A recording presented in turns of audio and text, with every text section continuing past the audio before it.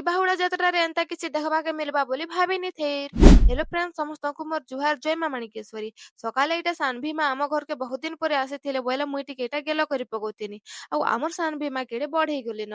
ତାରପରେ ଏଇଟା ଟାଇମ ହେଇଯାଇଥିଲାନ ଚାର ତ ଆମେ ବାହୁଡା ଯାତ୍ରା ଦେଖି ଯିବାର ଲାଗି ବାହାରୁଛୁ।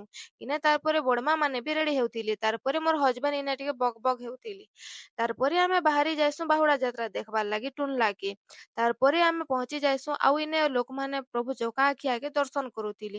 ଆମେ ତାରପରେ ପଲେଇ ଆଇସୁଁ କୀର୍ତ୍ତନ ଦେଖବାର ଲାଗି ଆଉ ଇନେ ବହୁତ ସାରା ଲୋକମାନେ ବି ଦେଖବାର ଲାଗି ପଲେଇ ଆସିଥିଲେ।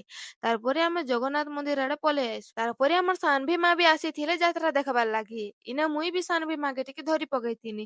ଆମେ ତାରପରେ ଲେମ୍ବୁ ଚନା ଖାଇନୁ ଆଉ ମୋର ନାନା ମାନେ ବି ଆସିଥିଲେ। ତାରପରେ ଆମେ ଚାଟ ଖାଇ ପକେଇଥିନୁ ମୋର ଗେଲି ନନ୍ଦର ସାଙ୍ଗେ। ତାରପରେ ଆମକେ ବୁଲି ବୁଲି ଗୋଡ ଦୁଖୁଥିଲା ବୋଇଲେ ଆମେ ଟିକେ ବସି ପକେଇଥିନୁ। ତ ଇନେ ରଥ ଘିଚି ଘିଚି ଆନୁଥିଲେ ଆଉ କୀର୍ତ୍ତନ ମାନେ ବି କରୁଥିଲେ ବୋଇଲେ ଆମେ ଟିକେ ବସି କରି ଦେଖୁଥିନୁ। ମୋର ନାନା ମାନେ ବି ରଥ ଘିଚବାର ଲାଗି ପଲେଇ ଆସିଥିଲେ। ଆଉ ଟୁନଲାକେ କିଏ କିଏ ଯାତ୍ରା ଦେଖବାର ଲାଗି ଆସିଥିଲ ବୋଇଲେ କମେଣ୍ଟ କରବ। ଆଉ ଭିଡିଓ ଯଦି ଭଲ ଲାଗଲା ବୋଇଲେ ଲାଇକ ସେୟାର ଫଲୋ କରବାକେ ନେଇ ଭୁଲବ। ଥ୍ୟାଙ୍କ୍ସ ଫର ୱାଚିଂ ଜୁହାର।